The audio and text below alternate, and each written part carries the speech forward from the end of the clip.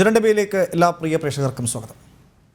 മാസപ്പടിയിൽ ED. അന്വേഷണം cliff ഹൗസിൻ്റെ പടിവാതിക്കൽ വരെ എത്തി നിന്നിട്ടും മാസപ്പടിയെപ്പറ്റി ഒരക്ഷരം മിണ്ടാതെ പൗരത്വ നിയമ ഭേദഗതിയെപ്പറ്റി ജില്ലകൾ തോറും നടന്ന് പ്രസംഗിക്കുന്ന മുഖ്യമന്ത്രിയുടെ ഉദ്ദേശം എന്താണ്?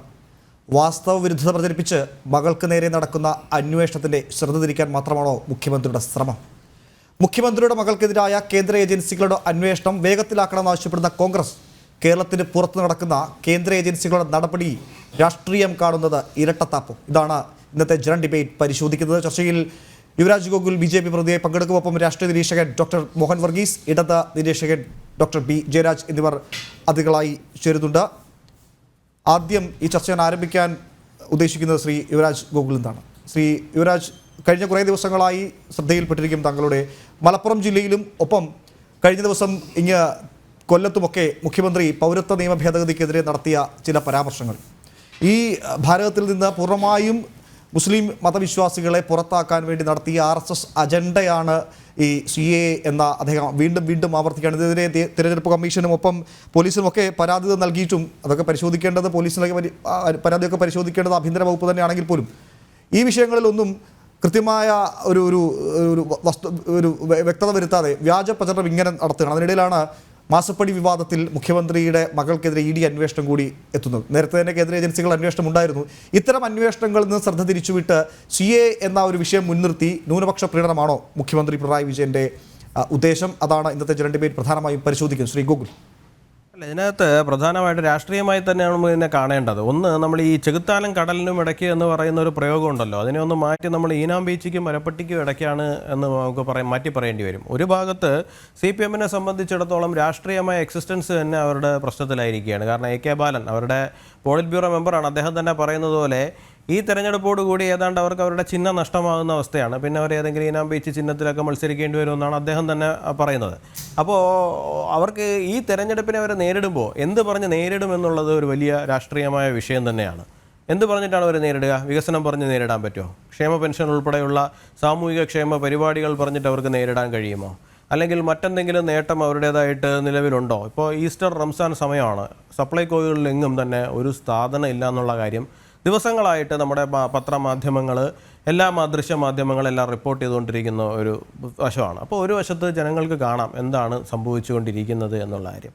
മറുവശത്ത് ഈ പറയുന്നത് പോലെ തന്നെ അഴിമതിയിൽ മുങ്ങിക്കുളിച്ച് നിൽക്കുന്ന ഒരു സർക്കാരാണ് നിലവിൽ കേരളം ഭരിച്ചുകൊണ്ടിരിക്കുന്നത്. മാസപ്പടി വിഷയമായിക്കൊണ്ട് പോട്ടെ, കിഫ്ബി ആയിക്കൊണ്ട് പോട്ടെ, മസാല ബോണ്ട് ആയിക്കൊണ്ട് പോട്ടെ, അങ്ങനെ അവർക്ക് മറയ്ക്കുവാൻ ഒരുപാടുണ്ട് എന്നുള്ളതാണ്. അപ്പോൾ അവരെന്ത് പറഞ്ഞിട്ടാണ് ഒരു തിരഞ്ഞെടുപ്പിനെ നേരിടുക? ഇനി ക്രമസമാധാന പ്രശ്നത്തിലേക്ക് ചെന്ന് നോക്കിക്കഴിഞ്ഞാൽ അവിടെയും പ്രശ്നം തന്നെയാണ്. ഇപ്പോൾ സിദ്ധാർത്ഥൻ എന്ന് പറയുന്ന ഒരു വിദ്യാർത്ഥിയുടെ മരണം എത്രയോ ദിവസങ്ങളായിട്ട് നമ്മളെല്ലാവരും ചർച്ച ചെയ്യുന്നൊരു വിഷയമാണ്. ഒരു പയ്യനെ മൃഗീയമായിട്ട് പീഡിപ്പിച്ച് തല്ലിക്കൊല്ലുന്നൊരു സാഹചര്യം കേരളത്തിൽ നമ്മുടെ മുമ്പിലുണ്ടായിരിക്കുകയാണ്. അതിനകത്തും പ്രതികളായിട്ട് നിൽക്കുന്ന SFIക്കാർ തന്നെയാണ്. DYFIക്കാരാണെങ്കിൽ മറ്റൊരു വശത്ത് ജീവൻ രക്ഷാപ്രവർത്തനം, പീഡനം, അവരുടെ വക കലാപരിപാടികൾ വേറൊരു വശത്ത്. സെക്രട്ടേറിയറ്റിൻ്റെ മുമ്പിൽ CPO റാങ്ക് ലിസ്റ്റിലുള്ള കുട്ടികൾ 10-15 കുട്ടികൾ അവിടെ നിരാഹാരം ഇരിക്കുന്നു, അവരവിടെ സമരം ചെയ്യുന്നു. നിയമന നിരോധനമാണ് ശരിക്കും പറഞ്ഞാൽ കേരളത്തിൽ ഇപ്പോൾ നിലനിൽക്കുന്ന ഒരു സാഹചര്യമുള്ളത്. അപ്പോൾ സമസ്ത മേഖലകളിലും ചെന്ന് നോക്കിക്കഴിഞ്ഞാൽ ആബാലവൃദ്ധം ജനങ്ങളെയും ഒരുപോലെ ബാധിക്കുന്ന തലത്തിലാണ് കേരളത്തിൻ്റെ ഭരണം മുമ്പോട്ട് പോയിക്കൊണ്ടിരിക്കുന്നത്. അതിന് അഡീഷണലായിട്ടാണ് ഈ പറയുന്ന CPM-ൻ്റെ അകത്ത് ഉൾപാർട്ടി പ്രതിസന്ധി പോലുള്ള വിഷയങ്ങൾ ഈ പറയുന്ന മാസപ്പടി വിഷയവുമായിട്ട് ബന്ധപ്പെട്ടിട്ടുണ്ടായിരിക്കുന്നത്. ഞാൻ വിശ്വസിക്കുന്നില്ല CPM-ൻ്റെ എല്ലാ നേതാക്കളും അതിനെ അങ്ങ് അപ്രൂവ് ചെയ്ത് കൊടുത്തിരിക്കുകയാണെന്നൊന്നും ഞാൻ വിശ്വസിക്കുന്നില്ല. അതിൻ്റെ അകത്ത് ആവശ്യത്തിലധികം പ്രശ്നമുണ്ട്. പക്ഷേ പിണറായി വിജയൻ എന്ന് പറയുന്ന ഒരു വ്യക്തിയുടെ അമിതാധികാര പ്രയോഗം ആ പാർട്ടിയിലെ മറ്റ് അപശബ്ദങ്ങളെ എല്ലാത്തിനെ അല്ലെങ്കിൽ അപസ്വരങ്ങളെ എല്ലാത്തിനെ അടക്കി പിടിച്ച് നിർത്തിയിരിക്കുന്ന ഒരു സാഹചര്യത്തിലൂടെയാണ് കടന്നു പോകുന്നത്. അതുകൊണ്ടാണ് അധികം പൊട്ടലും ചീറ്റലുകളും പുറത്തു വരാത്തത്. എന്നിട്ട് പോലും പത്തനംതിട്ട പോലുള്ള സ്ഥലങ്ങളിൽ നിന്ന് അത് പുറത്തു വരുന്നൊരു സാഹചര്യവുമുണ്ട്.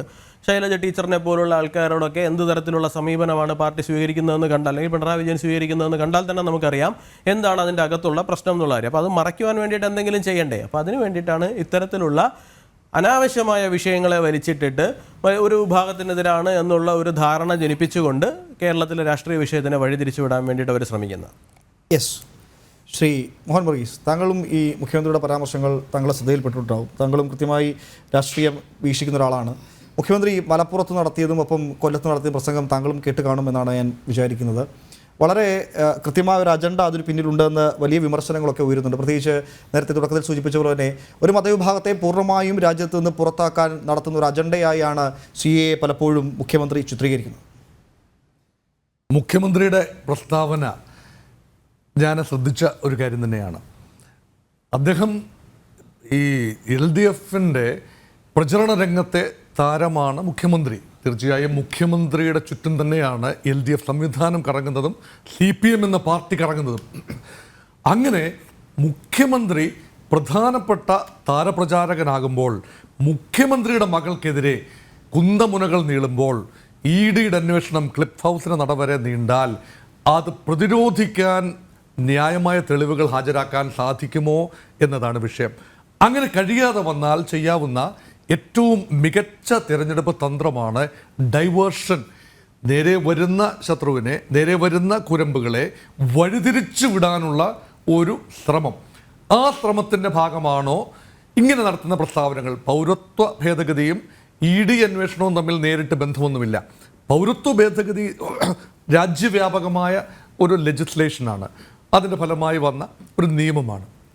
ആ നിയമം പല സംസ്ഥാനങ്ങളെയും പല വിഭാഗങ്ങളെയും പല രീതിയിലാണ് ബാധിക്കുന്നത് എന്ന് ഭംഗ്യാന്തരേണ പറയാം.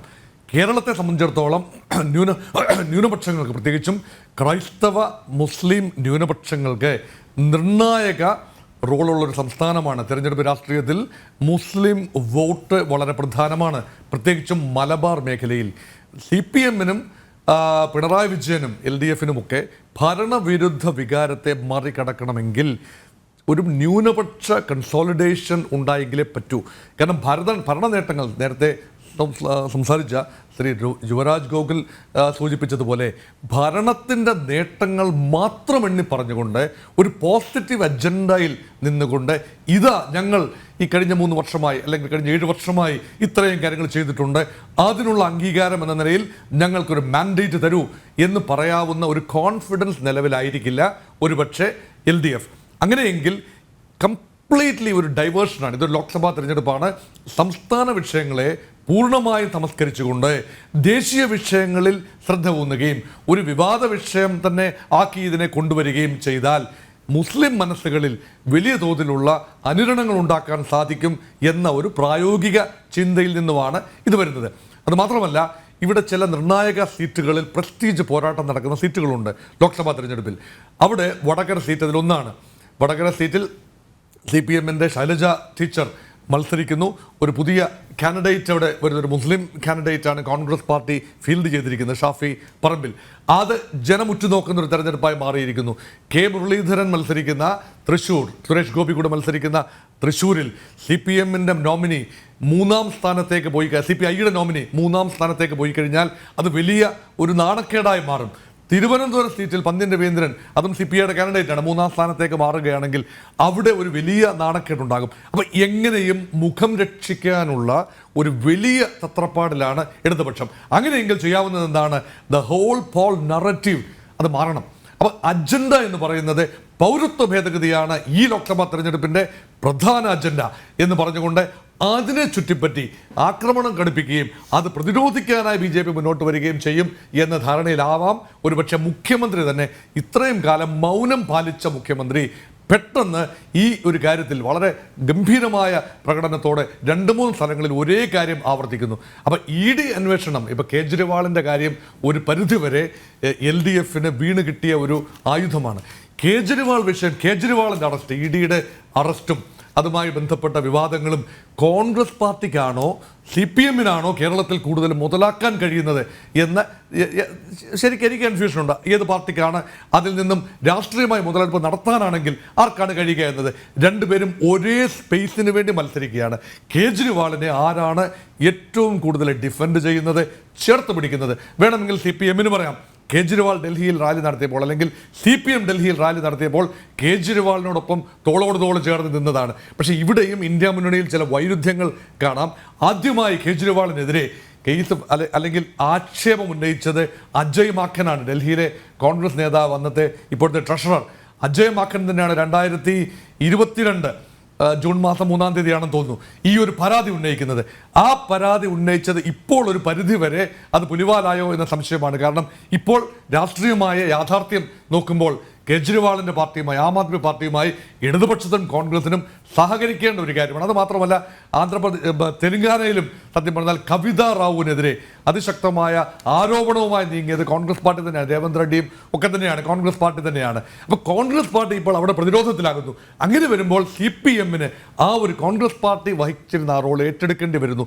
അങ്ങനെ കേരളത്തിലെ തെരഞ്ഞെടുപ്പ് രംഗം വലിയ പരിക്കൊന്നുമില്ലാതെ രക്ഷപ്പെടാനുള്ള ശ്രമമാണോ എന്ന ഒരു സന്ദേഹം അവിടെയുണ്ട്. അതുകൊണ്ട് ED അന്വേഷണം വീണ വിജയനിലേക്ക് എത്തുന്നത് ആ ഒരു വാർത്താ പ്രാധാന്യം വരുന്നതിനെ പൂർണ്ണമായും തിരിച്ചുവിടാൻ വേണ്ടി ഈ കാര്യം ഉപയോഗിക്കുകയാണോ എന്നതാണ് ഇവിടെ ഉണ്ടാകുന്ന സന്ദേഹം. യെസ്, തീർച്ചയായും. Doctor B. ജയരാജ്, രണ്ടതിഥികളും പറഞ്ഞത് താങ്കളും കേട്ട് കാണും.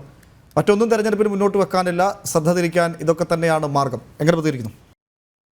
മറ്റ് രണ്ട് അതിഥികളും പറഞ്ഞ ഒരു പ്രധാനപ്പെട്ട കാര്യത്തിൽ ഞാൻ അംഗീകരിക്കുന്നു. ഒന്ന്, ഡൈവേർഷൻ തന്നെയാണ് ഇവിടെ പ്രശ്നം. കാര്യം ഇവിടെ നടക്കുന്നത് പ്രാദേശിക തെരഞ്ഞെടുപ്പോ അല്ലെങ്കിൽ നിയമസഭയിലേക്കുള്ള തെരഞ്ഞെടുപ്പോ അല്ലല്ലോ, ലോക്സഭയിലേക്കുള്ള തെരഞ്ഞെടുപ്പിലാണ്. രാജ്യം ഉറ്റുനോക്കുന്ന ചില വിഷയങ്ങൾ, രാജ്യത്തെ തൊഴിലില്ലായ്മ, രാജ്യത്തെ ജനങ്ങളുടെ പട്ടിണി, രാജ്യത്തെ ഇന്ധന വില കൂടുന്നത്, അല്ലെങ്കിൽ ഇന്ത്യ കണ്ട ഏറ്റവും വലിയ അഴിമതിയായിട്ടുള്ള നമ്മുടെ ഇലക്ട്രൽ ബോണ്ട് വിവാദങ്ങൾ, ഇത്തരം കാര്യങ്ങളിൽ അതിൻ്റെ ലിസ്റ്റ്. പിന്നെ ഇന്ന് നമ്മളുടെ രാജ്യത്ത് മറ്റു രാജ്യങ്ങൾക്ക് ഇടപെടാൻ അവകാശമില്ലെങ്കിലും ലോകരാജ്യങ്ങളെല്ലാം ഇന്ത്യയെ ഉറ്റുനോക്കുകയാണെന്ന് അഭിമാനം കൊള്ളുന്ന നമ്മുടെ പ്രധാനമന്ത്രിക്ക് ജർമ്മനിയിൽ നിന്നും US-ൽ നിന്നും ഒക്കെ പ്രതികരണങ്ങളുണ്ടായി. ഓക്കെ, അത് മറ്റു രാജ്യങ്ങളാണെന്ന് പറയാം. ഇന്ന് ഐക്യരാഷ്ട്രസഭ തന്നെ ഇന്ത്യൻ ജനാധിപത്യത്തിൻ്റെ പോക്ക് എങ്ങോട്ടാണെന്നുള്ളൊരു ചോദ്യം ഉയർത്തിക്കൊണ്ടുവന്നിരിക്കുകയാണ്. അപ്പോൾ ഇതാണ് പ്രധാനപ്പെട്ട പ്രശ്നങ്ങൾ. ഈ പ്രശ്നങ്ങൾ മുന്നിൽ കാണാതെ ചെറിയ വിഷയങ്ങളിലേക്ക് സങ്കുചിതമായി, അതുകൊണ്ടാണ് CAA പോലുള്ള ഒരു സാധനം നമ്മളുടെ ഇതിൻ്റെ വലിയൊരു ലാർജർ ക്യാൻവാസിലേക്ക് വരുമ്പോഴത്തേക്കും അത് ചർച്ചയാവുന്നത്.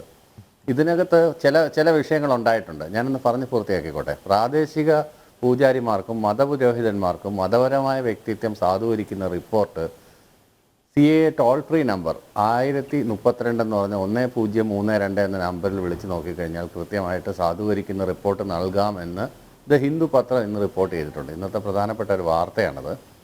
അതുപോലെ ബംഗ്ലാദേശ്, പാകിസ്ഥാൻ, അഫ്ഗാനിസ്ഥാൻ തുടങ്ങിയ നോൺ മുസ്ലിംസിന് 10 രൂപ പത്രവും അഫിഡാവിറ്റും ഉണ്ടെങ്കിൽ, അതുപോലെ തന്നെ ആര്യസമാജത്തിൻ്റെ ശിവക്ഷേത്രത്തിൽ നിന്നാണ് ഒരാൾ പൗരത്വത്തിന് വേണ്ടി അപ്ലൈ ചെയ്തിരിക്കുന്നത്, ഒരു പാകിസ്ഥാനി ഹിന്ദു ആയിട്ടുള്ള ഒരാൾ അപ്ലൈ ചെയ്തിരിക്കുന്നത്. അവിടെ നമ്മൾ എന്തിനാണ് വിവേചനം കാണിക്കുന്നത് എന്നുള്ളതാണ്. നമ്മളുടെ രാജ്യത്തിൻ്റെ ഭരണഘടന എല്ലാത്തിനും സർവോപരിയായിട്ട് നമ്മൾ കാണുന്ന ഒരു ഡോക്യുമെൻ്റാണ്.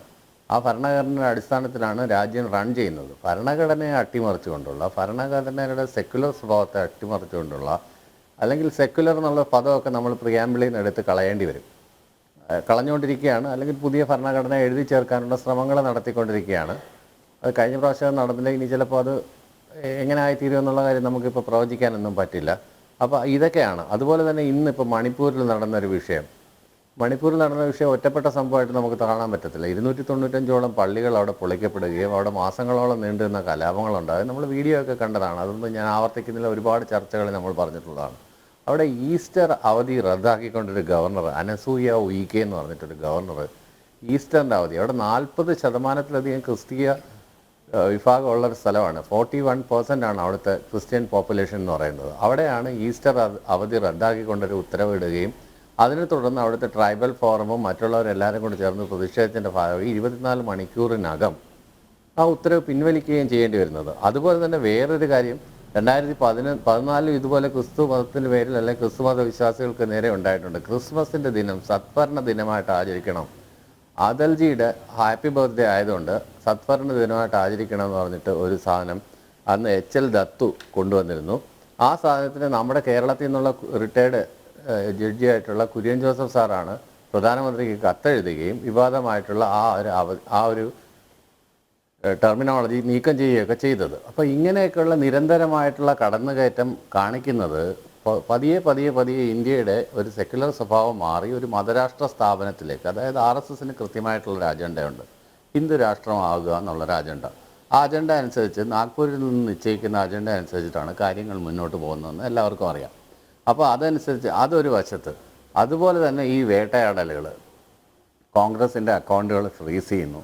ഇപ്പോൾ 42 കോടി രൂപ ആദായ നികുതി അടയ്ക്കണമെന്ന് പറയുന്നു. CPIയുടെ അക്കൗണ്ട് ഫ്രീസ് ചെയ്യുന്നു. ഇവർക്കെല്ലാം പ്ലാൻ ബി അല്ലെങ്കിൽ പ്ലാൻ സി ഏതെങ്കിലും രീതിയിൽ അപ്പം പ്രതിപക്ഷ പാർട്ടികളൊന്നും വേണ്ട എന്നുള്ളൊരു നിലപാടിലാണോ, ഒരു സ്വേച്ഛാധിപത്യത്തിലേക്കാണോ നമ്മുടെ രാജ്യം പോകുന്നതോ എന്നുള്ളതൊക്കെയാണ് നമ്മൾ ഇന്ത്യയെ സംബന്ധിച്ചിടത്തോളം, ഇന്ത്യയെ ഭാവിയെ സംബന്ധിച്ചിടത്തോളം, ഒരു ഭാരതീയനെ സംബന്ധിച്ചിടത്തോളം ഏറ്റവും പ്രധാനമായിട്ട് ചിന്തയായിട്ട് ഉയർന്നു വരുന്ന കാര്യങ്ങൾ. ഇത്തരം കാര്യങ്ങളൊന്നും ചർച്ച ചെയ്യാതെ എന്തുകൊണ്ടാണ് ഇത്തരത്തിലുള്ള ഒരു നമ്മളെപ്പോഴും പറയാറില്ലേ, കൊടുങ്കാറ്റിൽ ആന പറന്നുപോയത് ആണോ നമ്മൾ ചർച്ച ചെയ്യുന്നത്, അതൊരു ശീല പറന്നു പോയതാണോ ചർച്ച ചെയ്യുന്നത്? ഇവിടെ ശീലയെക്കുറിച്ചുള്ള ചർച്ചയാണ് നടക്കുന്നതെന്നാണ് എനിക്ക് തോന്നുന്നത്. അതാണ് എനിക്ക് ഇത്തരം കാര്യങ്ങൾ വളരെ ലഘുവായിട്ടും എക്സൈറ്റഡ് ആവാതെയും എനിക്ക് പറയാനുള്ളത്. ശ്രീ യുവരാജ് ഗോകുൽ, ഈ ഡോക്ടർ ബൈജു പറഞ്ഞത് താങ്കൾ ശ്രദ്ധയിൽപ്പെട്ടിരിക്കുമെന്നാണ് ഞാൻ മനസ്സിലാക്കുന്നത്. ദേശീയ തലത്തിൽ ഉയർത്തിക്കാട്ടേണ്ട വിഷയങ്ങളായതുകൊണ്ടാണ് ഇത്തരം വിഷയങ്ങൾ ചർച്ചയിലേക്ക് കൊണ്ടുപോകുന്നത്. മാത്രമല്ല മറ്റു പല വിഷയങ്ങളിൽ നിന്നും ചർച്ച മാറ്റുകയാണ്, മതാടിസ്ഥാനത്തിൽ ചില നീക്കങ്ങൾ നടത്തുന്നു. നാഗപ്പൂരിൽ നിന്നാണ് ഇത്തരം തീരുമാനങ്ങളൊക്കെ എത്തുന്നത്. അങ്ങനെ ഈ ചോദിച്ച ചോദ്യങ്ങൾക്കല്ല അദ്ദേഹം മറുപടി പറഞ്ഞെങ്കിൽ പോലും ഇക്കാര്യത്തിന് അദ്ദേഹത്തിൻ്റെ ഒരു മറുപടി താങ്കൾ ഇന്ന് പ്രതീക്ഷിക്കുന്നുണ്ട്. അല്ല, ചോദിച്ച ചോദ്യങ്ങൾക്ക് CPM എപ്പോഴാണ് മറുപടി പറയുന്നത്? പക്ഷേ അദ്ദേഹം ഉന്നയിക്കുന്ന പോയിന്റുകൾക്ക് എല്ലാത്തിനും വ്യക്തമായി തന്നെ മറുപടി പറയാം. ഒന്ന്, അദ്ദേഹത്തിൻ്റെ ആവശ്യം എന്തായിരുന്നു? അദ്ദേഹം പറയുന്നത് US-ഉം ജർമ്മനിയും ആശങ്ക പ്രകടിപ്പിച്ചു എന്നാണ് അരവിന്ദ് കെജ്രിവാളിൻ്റെ അറസ്റ്റുമായിട്ട് ബന്ധപ്പെട്ടിട്ട്. അരവിന്ദ് കെജ്രിവാളിൻ്റെ അറസ്റ്റുമായിട്ട് ബന്ധപ്പെട്ടിട്ട് അതൊരു 2-3 വർഷങ്ങളായിട്ട് നടക്കുന്ന ഒരു അന്വേഷണമാണ്. പല ചർച്ചകളിൽ ഇതിനോടകം പറഞ്ഞതുകൊണ്ട് തന്നെ ആവർത്തന വിരസത കൊണ്ട് ആവർത്തിക്കുന്നില്ല എന്നുള്ളത് മാത്രമേ ഉള്ളൂ. അദ്ദേഹം വളരെ വ്യക്തമായിട്ട് അഴിമതി നടത്തിയെന്നുള്ള കാര്യത്തിൽ യാതൊരു സംശയമില്ല. ഞാൻ താങ്കളോട് ആ വിഷയവുമായി ബന്ധപ്പെട്ട് ഒരു കാര്യം ചോദിച്ചോട്ടെ. CPM എന്ന് പറയുന്ന പാർട്ടിക്ക് രാഷ്ട്രീയമായിട്ട് ചിലപ്പോൾ അവിടെ ഇവിടെയൊക്കെ കൂട്ടുകൂടുമായിരിക്കും. എന്താണ് നയം? നിങ്ങൾക്കൊരു നയമുണ്ടോ? എനിക്ക് മനസ്സിലാകുന്നില്ല. CPM എന്ന് പറയുന്ന രാഷ്ട്രീയ പാർട്ടിക്ക് നിങ്ങൾ ഒരു വശത്തുകൂടി പ്രൈവറ്റൈസേഷനെ എതിർക്കുകയും അരവിന്ദ് കെജ്രിവാൾ അത് ചെയ്തപ്പോൾ അതിനെതിരെ ഒരു വാക്ക് പോലും മിണ്ടാൻ തയ്യാറാകുകയും ചെയ്യാത്തൊരു പ്രസ്ഥാനമാണ്. അരവിന്ദ് കെജ്രിവാൾ ചെയ്തിരിക്കുന്നത് എന്താണ്? 100% ഗവൺമെൻറ് സെക്ടറിലുണ്ടായിരുന്ന ഒരു സാധനത്തിനെ വളരെ നിസ്സാരമായിട്ടുള്ള റവന്യൂ മാത്രം ഗവൺമെൻറ് എടുത്തുകൊണ്ട് 100% പ്രൈവറ്റ് പ്ലെയേഴ്സിന് വിട്ടുകൊടുക്കുന്നു. 339 രൂപ ഗവൺമെൻറ്റിന് കിട്ടിക്കൊണ്ടിരുന്ന സ്ഥലത്ത് 331 രൂപയും പ്രൈവറ്റ് പ്ലെയേഴ്സിന് വിട്ടുകൊടുത്തുകൊണ്ട് പുതിയൊരു മദ്യനയം രൂപീകരിക്കുകയാണ്. ഈ മദ്യനയം പ്രഥമ ദൃഷ്ടിയാൽ തന്നെ അഴിമതിയാണെന്നുള്ള കാര്യത്തെക്കുറിച്ചിട്ട് എല്ലാവർക്കും മനസ്സിലാകുന്നതാണ്. നിങ്ങൾ ആ പറയുന്ന പ്രൈവറ്റൈസേഷൻ ചെയ്തതിനെ കുറിച്ചിട്ട് ഇതുവരെ ഒരു വാക്കെങ്കിലും മിണ്ടാൻ തയ്യാറായിട്ടുണ്ടോ? കോൺഗ്രസ് ശരി സമ്മതിച്ചു, അവർ കൃത്യമായിട്ട് ആദ്യം മുതൽ ആരോപണം ഉന്നയിക്കുകയായിരുന്നു എന്നെങ്കിലും പറയാം. CPM എന്താണ് ആ വിഷയത്തിൽ നിങ്ങളുടെ നയം എന്ന് പറയുന്നത്? അരവിന്ദ് കെജ്രിവാളിനെ അറസ്റ്റ് ചെയ്തതുമായി ബന്ധപ്പെട്ട് അല്ലെങ്കിൽ അതിൻ്റെ ടൈമിങ്ങിനെ കുറിച്ചിട്ട് നിങ്ങൾക്ക് വിരുദ്ധ അഭിപ്രായം ഉണ്ടെങ്കിൽ പറയും. പക്ഷേ അദ്ദേഹം ചെയ്ത ആ വിഷയത്തിനെ കുറിച്ചിട്ട് നിങ്ങൾ നാളിതുവരെയായിട്ട് മിണ്ടാൻ പോലും തയ്യാറായിട്ടില്ല. സ്വന്തമായ ഒരു നയം പോലും ഇല്ലാത്തൊരു പാർട്ടി എന്ത് തലത്തിലുള്ള ദേശീയ നയത്തിനെ കുറിച്ചിട്ടാണ് ഇവിടെ ഇരുന്ന് സംസാരിക്കുന്നത്? പിന്നെ ഈ ജർമ്മനിയും US-ഉം ഒക്കെ സംസാരിച്ചു എന്ന് പറയുന്നുണ്ട്. ഈ അരവിന്ദ് കെജ്രിവാൾ മാത്രമല്ലല്ലോ, കുറച്ച് നാളുകൾക്ക് മുമ്പ് ഹേമന്ത് സോറൻ എന്ന് പറയുന്ന ഒരു മുഖ്യമന്ത്രി കൂടി അഴിമതി കേസിൽപ്പെട്ട് അറസ്റ്റിലായിട്ടുണ്ടല്ലോ. അപ്പോൾ ഈ പറയുന്ന അമേരിക്കയ്ക്കും ജർമ്മനിക്കും ഒന്നും ആശങ്കയില്ലായിരുന്നോ ജയരാജ് സഖാവേ?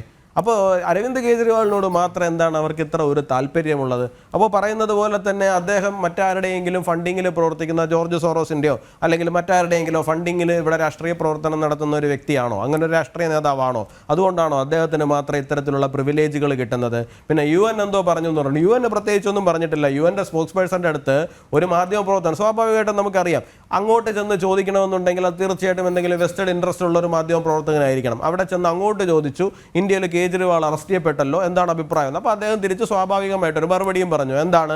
ഇന്ത്യയിൽ ഫ്രീ ആൻഡ് ഫെയർ ആയിട്ട് ഇലക്ഷൻ നടക്കുമെന്നാണ് ഞങ്ങൾ വിശ്വസിക്കുന്നത് എന്ന് പറഞ്ഞു. അത്രേ പറഞ്ഞുള്ളൂ. അല്ലാണ്ട് ഇന്ത്യയിൽ എന്തെങ്കിലും കുഴപ്പമുണ്ടെന്ന് പറഞ്ഞില്ല. ഇന്ത്യയിൽ ഫ്രീ ആൻഡ് ഫെയർ ആയിട്ട് ഇലക്ഷൻ നടക്കുമെന്ന് ഞങ്ങൾ വിശ്വസിക്കുന്നു, എല്ലാവർക്കും വോട്ട് ചെയ്യാൻ കഴിയുന്ന സാഹചര്യം തന്നെയാണ് അവിടെ ഉള്ളതെന്നാണ് ഞങ്ങൾ വിശ്വസിക്കുന്നത് എന്നാണ് അദ്ദേഹം മറുപടി പറഞ്ഞത്. അതിനെ നിങ്ങൾ ഇവിടെ കൊണ്ടുവന്നിട്ട് ട്വിസ്റ്റ് ചെയ്ത് അവതരിപ്പിച്ചിട്ടൊന്നും യാതൊരു കാര്യവുമില്ല. പിന്നെ 2, ഇലക്ട്രൽ ബോണ്ട് വിഷയവുമായിട്ട് ബന്ധപ്പെട്ടിട്ട് നമുക്ക് ഡീറ്റെയിൽഡ് ആയിട്ട് വേണമെങ്കിൽ നമുക്കൊരു ഡിസ്കഷൻ അതിന് മാത്രമായിട്ട് കേന്ദ്രീകരിച്ച് നടത്താം. നമുക്ക് യാതൊരു പ്രശ്നമില്ലെന്നേ. ഇലക്ട്രൽ ബോണ്ട് വിഷയവുമായിട്ട് ബന്ധപ്പെട്ടിട്ട് ഇലക്ട്രൽ ബോണ്ട് എന്താണ്? ഇതുവരെ രാഷ്ട്രീയ പാർട്ടികൾ എങ്ങനെയാണ് സംഭാവന സ്വീകരിച്ചുകൊണ്ടിരുന്നത്? CPM-ന് സംഭാവന തരുന്ന എല്ലാവരുടെയും വിവരങ്ങൾ നിങ്ങൾ പൊതുജന മധ്യത്തിൽ പരസ്യം ചെയ്തുകൊണ്ടാണോ ഇരുന്നത്? അല്ലല്ലോ. CPM എത്ര പേരുടെ കയ്യിൽ നിന്ന് സംഭാവന വാങ്ങിക്കുന്നുണ്ടാവും, എന്തൊക്കെ തരത്തിൽ മേടിക്കുന്നുണ്ടാവും? CPM മാത്രമല്ലല്ലോ, ഇന്ത്യയിലെ എല്ലാ രാഷ്ട്രീയ പാർട്ടികളും സംഭാവനകളിലൂടെയും ഡൊണേഷനുകളിലൂടെയൊക്കെ തന്നെയാണ് പ്രവർത്തിച്ചു വരുന്നത്. അല്ലാണ്ട് BJP മാത്രമായിട്ട് വാങ്ങിയിരിക്കുന്നതൊന്നുമല്ല. പിന്നെ ഈ ഇലക്ട്രൽ ബോണ്ട് അത്ര കുഴപ്പമാണെന്നുണ്ടെങ്കിൽ നിങ്ങൾക്ക് അതിനകത്ത് എന്താണ് നയം? അത് വീണ്ടും ചോദിക്കുകയാണ്, നിങ്ങൾക്ക് എന്താണ് നയം? അങ്ങനെയാണെന്നുണ്ടെങ്കിൽ 100-100 കോടി രൂപ വാങ്ങിച്ചിരിക്കുന്ന DMK-യോട് ചേർന്ന് നിങ്ങൾ ഇരന്ന് വാങ്ങി 2 സീറ്റിൽ എന്തിനാണ് തമിഴ്നാട്ടിൽ മത്സരിക്കുന്നത്?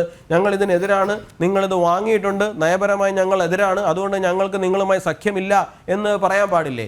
നിങ്ങളുടെ പിന്തുണ ഇല്ലെങ്കിലും DMK-ക്ക് എവിടെ ജയിക്കാൻ കഴിയുമല്ലോ. നിങ്ങളുടെ പിന്തുണയൊന്നും അവിടെ ആവശ്യമില്ലല്ലോ DMK-ക്ക് ജയിക്കാൻ വേണ്ടിയിട്ട്. ഇപ്പൊ BJP എതിർക്കാൻ വേണ്ടിയാണ്, നരേന്ദ്രമോദിയെ തോൽപ്പിക്കാൻ വേണ്ടിയിട്ടാണെന്നൊക്കെ പറഞ്ഞാൽ നിങ്ങൾ പോയി അവിടെ പിന്തുണ കൊടുത്തില്ല എന്നുണ്ടെങ്കിൽ DMK-ക്ക് ആ 2 സീറ്റ് ജയിക്കണമെന്നുണ്ടെങ്കിൽ ജയിക്കാൻ അറിയാം. നിങ്ങൾക്ക് ദയ തോന്നി 2 സീറ്റ് തരുന്നത് കൊണ്ടാണ് നിങ്ങൾക്ക് 2 MP-മാരെ കിട്ടുന്നത്. നിങ്ങൾക്ക് 11 MP-മാരെ 3 സംസ്ഥാനങ്ങളിലായിട്ട് നിലനിർത്തിയാൽ മാത്രമേ ദേശീയ പാർട്ടി സ്റ്റാറ്റസ് നിലനിർത്താൻ പറ്റുള്ളൂ. ആ സ്റ്റാറ്റസിന് വേണ്ടിയിട്ടാണ് നിങ്ങൾ രാജസ്ഥാനിൽ ചെന്ന് KC വേണുഗോപാലിന്റെ കയ്യും കാലും പിടിച്ച് ഒരു സീറ്റ് മേടിച്ചിരിക്കുന്നത്. തമിഴ്നാട്ടിൽ വന്ന് സ്റ്റാലിന്റെ കയ്യും കാലും പിടിച്ച് 2 സീറ്റ് മേടിച്ചിരിക്കുന്നത്. രാഷ്ട്രീയമായ നിലനിൽപ്പിന് വേണ്ടിയിട്ട് അപ്പോൾ നിങ്ങളുടെ ഇലക്ട്രൽ ബോണ്ട് വിഷയത്തിലുള്ള നിങ്ങളുടെ നയത്തിൽ നിങ്ങൾ മലക്കം മറിഞ്ഞോ? എന്താണ് എനിക്ക് മനസ്സിലാവുന്നില്ല. അപ്പോൾ നിങ്ങൾക്ക് ദേശീയ നയമൊന്നുമില്ലേ? ദേശീയപരമായിട്ടുള്ള കാഴ്ചപ്പാടുകളും ഇല്ലേ? വെറുതെ വന്നിരുന്നുകൊണ്ട് നിങ്ങൾ ചെയ്യുന്നതൊന്ന്, നിങ്ങളുടെ പ്രവൃത്തി വേറെന്ന്, നിങ്ങൾ സംസാരിക്കുന്നത് വേറെന്ന്, ഈ തരത്തിലേക്ക് പോകരുതെന്ന് ഞാൻ താങ്കളോട് വിനീതമായിട്ട് അപേക്ഷിക്കുകയാണ്. നിങ്ങളുടെ ഇവിടുത്തെ വിഷയം എന്ന് പറഞ്ഞു കഴിഞ്ഞാൽ നിങ്ങൾക്ക് മലബാറിൽ മുസ്ലിം വോട്ട് ഉണ്ടെങ്കിൽ മാത്രമേ ജയിക്കാൻ കഴിയുകയുള്ളൂ. അല്ലെങ്കിൽ നിങ്ങളുടെ ശൈലജ ടീച്ചർ ഉൾപ്പെടെ തോക്കുന്ന ഒരു സാഹചര്യമാണ് അവിടെ നിലനിൽക്കുന്നത്. അപ്പം ഞങ്ങളാണ് ഈ മുസ്ലിം വോട്ടിൻ്റെ ചാമ്പ്യൻസ് എന്ന് അറിയിക്കാൻ വേണ്ടിയിട്ടുള്ള ഒരു പരിശ്രമം മാത്രമാണ് നടത്തുന്നത്. CAA വിഷയം പറഞ്ഞിട്ട് എന്തോ ഡൈവേർഷൻ ടാക്ടിക്സ് കളിക്കുകയാണെന്ന് പറഞ്ഞു. CAA വിഷയം പറഞ്ഞിട്ട് BJP എവിടെയെങ്കിലും പോയി വോട്ട് ചോദിക്കുന്നത് നിങ്ങൾ കണ്ടോ? CAA ഞങ്ങൾ നടപ്പിലാക്കി എന്ന് പറഞ്ഞ് ഞങ്ങൾ കേരളത്തിലോ തമിഴ്നാട്ടിലോ കർണാടകയിലോ ആന്ധ്രയിലോ ഗുജറാത്തിലോ UP-യിലോ എവിടെയെങ്കിലും പോകുന്നത് നിങ്ങൾ കണ്ടോ? നിങ്ങളാണിത് പറഞ്ഞുകൊണ്ട് കിടക്കുന്നത് മലബാർ മേഖലയിൽ. ഞങ്ങളിത് പറയുന്നില്ല, ഞങ്ങൾക്കത് പറയേണ്ടതിൻ്റെ ആവശ്യകതയില്ല. അത് കഴിഞ്ഞു, അതൊരു ക്ലോസ്ഡ് ചാപ്റ്ററാണ്, അത് കഴിഞ്ഞു. നിങ്ങളെ കൊണ്ട് പറ്റാത്ത കാര്യങ്ങൾ ഇത് കേരളത്തിൽ നടപ്പാക്കില്ല എന്നൊക്കെ പറഞ്ഞ് നടക്കുന്നത്.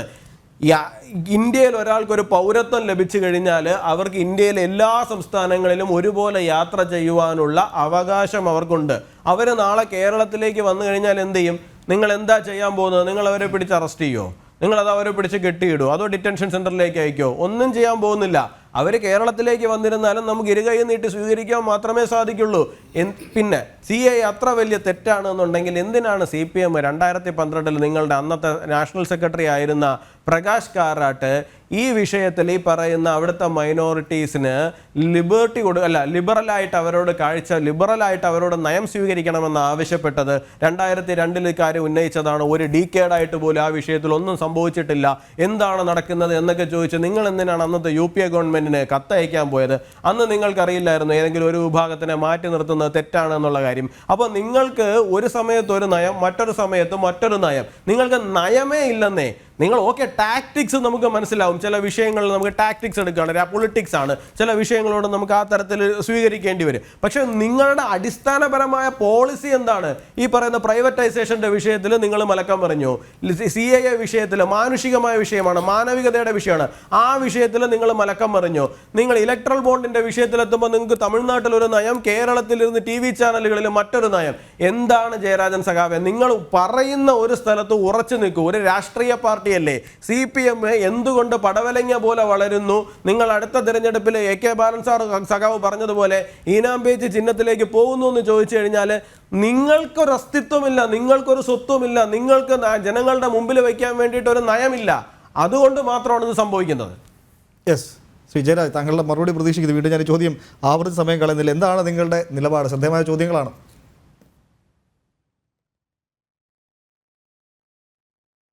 ശരിക്കും ഇതിനകത്ത് നിലപാടിനെ കുറിച്ച് പറയുന്നുണ്ട്. എന്തായാലും നിലപാട് ഡിവൈഡ് ആൻഡ് റൂൾ എന്നുള്ളതല്ല.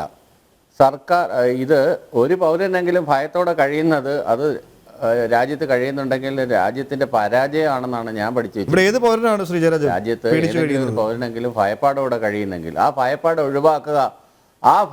ഒഴിവാക്കുക എന്നുള്ളതാണ് നമ്മളുടെ. അത് ഏത് പൗരനും ആയിക്കോട്ടെ, അത് മൈനോറിറ്റി ആയിക്കോട്ടെ മെജോറിറ്റി ആയിക്കോട്ടെ, ഏതെങ്കിലും ഒരു പൗരൻ ഭയപ്പാടോടെ കഴിയുന്നുണ്ടെങ്കിൽ ആ രാജ്യത്തിൻ്റെ പരാജയം എന്നാണ് നമ്മൾക്കത് കണക്കാക്കേണ്ടത്. അതിനകത്ത് ഉദാഹരണങ്ങൾ സഹിതം ഞാൻ നിരത്തി ഇവിടെ വളരെ ഡീറ്റെയിൽഡ് ആയിട്ട് എക്സ്പ്ലെയിൻ ചെയ്തു. എന്നിട്ട് ബാലിശമായ ചില കാര്യങ്ങൾക്കൊന്നും മറുപടിയില്ല. CPM-ന് ഭരണഘടനയുണ്ട്, CPM-ന്റെ പാർട്ടി പരിപാടിയുണ്ട്, നയസമീപനങ്ങളുണ്ട്. പിന്നെ ഈ പറഞ്ഞതുപോലെ ഈ ഇന്ത്യ മുന്നണിയിൽ അവർക്ക് ഇപ്പം UPA ഗവൺമെൻറ് മുമ്പുള്ള കാര്യങ്ങൾ നിങ്ങൾക്ക് അറിയാമല്ലോ. UPA ഗവൺമെൻറ്റിൽ പിന്തുണ കൊടുത്ത സമയത്ത് ഈവൻ ജ്യോതി ബസുവിൻ്റെ പ്രധാനമന്ത്രിയാകാൻ വരെ വന്നപ്പോഴത്തേക്കും ആ സമയത്ത് നമ്മൾ വേണ്ടാന്ന് പറഞ്ഞ് മാറി നിൽക്കുകയാണ് ചെയ്തത്. അപ്പം ഇഷ്യൂ ബേസ്ഡ് സപ്പോർട്ടാണ് പല കാര്യങ്ങൾക്കും ചെയ്യുന്നത്. ഒരു പൊതുശത്രുവിനെ ഒരുമിച്ച് നേരിടുകയും അതിനുശേഷം ഒരു കോമൺ പ്ലാറ്റ്ഫോമിൽ യോജിക്കുകയും ഒരു കോമൺ മിനിമം പ്രോഗ്രാമിൻ്റെ പേരിൽ ഒരുമിച്ച് നിൽക്കുകയും ചെയ്യുക എന്നുള്ളതാണ് എപ്പോഴും CPM പിന്തുടരുന്ന ഒരു നയം. അതല്ലാതെ ആരുടെയെങ്കിലും കാല് പിടിച്ച് നിങ്ങൾ തമിഴ്നാട്ടിലൂടെ യാത്ര ചെയ്തിട്ടുണ്ടോ? എനിക്കറിയില്ല.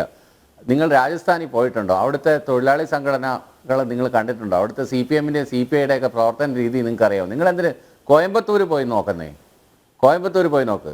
കോയമ്പത്തൂർ സീറ്റിൽ ഇത്തവണ മത്സരിക്കുന്നുണ്ടെങ്കിൽ കോയമ്പത്തൂർ നിങ്ങൾ പോയി നോക്ക്. നിങ്ങൾ സംസ്ഥാനം വിട്ടതാ ഇവിടുന്ന് ക്രോസ് ചെയ്ത് പോയി നോക്ക്. ഇവിടെ നമ്മൾ മതം പറഞ്ഞല്ല വോട്ട് പിടിക്കുന്നത്. നമ്മളൊരു ഐഡിയോളജി പറഞ്ഞ് അത് മനുഷ്യനെ പറഞ്ഞ് മനസ്സിലാക്കാൻ ബുദ്ധിമുട്ടുള്ള കാര്യമാണ്. മതവും ജാതിയും സങ്കുചിത ചിന്തകളും ഇളക്കി വിട്ട് കഴിഞ്ഞാൽ എളുപ്പമാണ്. അത് അധിക നാൾ നിലനിർത്തുന്നില്ല. അതൊരു ഫാസിസ്റ്റ് രീതിയാണ്. ഹിറ്റ്ലർ പിന്തുടരുന്ന അതേ രീതിയാണ്. മുസോളിനി പിന്തുടരുന്ന അതേ രീതിയാണ്. അതൊരു ഫാസിസ്റ്റ് രീതിയാണ്. അല്ലാതെ റിലീജിയൻ. നിങ്ങൾ എന്താണ് പറഞ്ഞുകൊണ്ടിരിക്കുന്നത്? നിങ്ങൾ അമ്പലങ്ങളെ കുറിച്ച് പറയുന്നു, നിങ്ങൾ പള്ളികളെ കുറിച്ച് പറയുന്നു, നിങ്ങൾ പള്ളികൾ പൊളിക്കുന്നതിനെ കുറിച്ച് പറയുന്നു, അവിടെ ക്ഷേത്രങ്ങൾ നിർമ്മിക്കുന്നതിനെ കുറിച്ച് പറയുന്നു, നിങ്ങൾ ഇല്ലാത്ത മധുരയിലേക്ക് ഊളിയിടുന്നു. കരയൂ നദിയെ കുറിച്ച് റിസർച്ച് ചെയ്യാൻ വേണ്ടിയിട്ട് 500 കോടി മരുത്വാമല എടുത്തോണ്ട് വരാൻ വേണ്ടിയിട്ട് 1500 ഇന്ത്യൻ ഈ വർക്കിംഗ് ഡേ ആക്കാറുണ്ട്. ഫൈനാൻഷ്യൽ ഇയർ എൻഡ് ചെയ്യുന്നതുകൊണ്ട് മാർച്ച് 31 അങ്ങനെ ആക്കാറുണ്ട്. മണിപ്പൂരിൽ അതൊരു പ്രശ്നമായി എന്ന് കണ്ടപ്പോൾ അത് പിൻവലിക്കുകയും ചെയ്തു. ഇത് സംഭവിച്ചു പോയ വിഷയമാണ്, അല്ലാണ്ട് മണിപ്പൂർ ഹേർട്ട് ചെയ്യാൻ വേണ്ടി ചെയ്തതല്ല. പക്ഷെ അതിന്റെ പേരിൽ അനാവശ്യമായിട്ട് ഈ പറയുന്ന അത് ഒറ്റപ്പെട്ട സംഭവമൊന്നുമല്ല. ഇന്നത്തെ കുരിശിന്റെ വഴി റാലി കഴിഞ്ഞതിന് ശേഷം ഇവിടുത്തെ കത്തോലിക്ക സഭയിലെ പുരോഹിതന്മാർ പറഞ്ഞ എന്താണ്? CIA കുറിച്ചാണ് പറഞ്ഞത്. ഇന്ന് പല പള്ളികളിലും വായിച്ചത് CIA-ക്കെതിരെയുള്ള നോട്ടീസാണ്. അത് മുസ്ലിം പണ്ഡിതരൊന്നുമല്ല പറഞ്ഞത്. കത്തോലിക്ക സഭയിലെ വിവിധ കത്തോലിക്ക സഭയിലെ പുരോഹിതർ വായിച്ചത് ഇന്ന് CIA-ക്കെതിരെ. കാരണം അവർ അരക്ഷിതരാണ്. They fear. First they come for the Muslims, then they come for the communists, then they come for the Christians, and then first they come for the Jews എന്ന് പറഞ്ഞ കവിതയിൽ രണ്ടാമത് മുസ്ലിങ്ങളെ തിരക്കുന്നു, മൂന്നാമത് ക്രിസ്ത്യാനികളെ തിരക്കുന്നു, നാലാമത് കമ്മ്യൂണിസ്റ്റുകാരെ തിരക്കുന്നു, അവസാനം എന്നെ തിരക്കി വരുന്നുണ്ട്. എനിക്ക് വേണ്ടി സംസാരിക്കാൻ ആരും ഉണ്ടായിരുന്നില്ല എന്നൊരവസ്ഥയിലേക്കാണ് രാജ്യം പോയിക്കൊണ്ടിരിക്കുന്നത്. ഓട്ടോ റെനെ കാസ്ട്രോയുടെ കവിത ഒരുപാട് സ്ഥലത്ത് ചൊല്ലി പരിചയം ഉണ്ടായതുകൊണ്ടാണ് ഞാൻ നിങ്ങൾ തന്നെ പറഞ്ഞുണ്ടാക്കുന്ന ഒരു സാധനമാണ്. ഇവിടെ ആരും അന്വേഷിച്ചു പോകുന്നില്ല. ഞാനൊരു കാര്യം ചോദിക്കട്ടെ. അല്ല സഖാവേ, ഈ പറഞ്ഞ സാധനം കറക്റ്റാണ്. ഈ പറഞ്ഞത് എവിടെയെങ്കിലും നടപ്പിലായിട്ടുണ്ടെങ്കിൽ അത് കമ്മ്യൂണിസം ഭരിക്കുന്ന രാജ്യങ്ങളിൽ മാത്രമാണ്. അവർ ഒന്നൊന്നായിട്ട് ആൾക്കാരെ തേടി വരികയും ആ ആൾക്കാരെ മുഴുവൻ ഉന്മൂലനം ചെയ്യുകയും ചെയ്യുന്ന ഒരു ചരിത്രം ലോകത്ത് എവിടെയെങ്കിലും ഉണ്ടായിട്ടുണ്ടെന്നുണ്ടെങ്കിൽ അത് ഒന്നാമതുണ്ടായത് കമ്മ്യൂണിസം ഭരിക്കുന്ന സംസ്ഥാനങ്ങൾ രാജ്യങ്ങളിൽ മാത്രമാണ്. കമ്മ്യൂണിസം ഭരിക്കുന്ന രാജ്യങ്ങളിൽ മാത്രമാണ്. നിങ്ങളിവിടെ കുറച്ചു നേരത്തെ പറഞ്ഞല്ലോ, ഒരു വ്യക്തിയെങ്കിലും ഭയപ്പെട്ട് ജീവിച്ചു കഴിഞ്ഞാൽ ആ രാജ്യം സമാധാനപൂർണ്ണമല്ല എന്നുള്ള കാര്യം. കാസർഗോഡ് ഒരു പാവപ്പെട്ട സ്ത്രീ 2 ദിവസങ്ങൾക്ക് മുമ്പ് കരഞ്ഞു പറയുന്നുണ്ടായിരുന്നു. അവർക്ക് CPM-മാരെ പേടിച്ചിട്ട് അവരുടെ തെങ്ങിൽ നിന്ന് തേങ്ങ ഇടാൻ പോലുള്ള അവസ്ഥയില്ല എന്നുള്ള കാര്യം. അപ്പൊ അവർ ഈ രാജ്യത്ത് പേടിച്ചല്ലേ ജീവിക്കുന്നത്?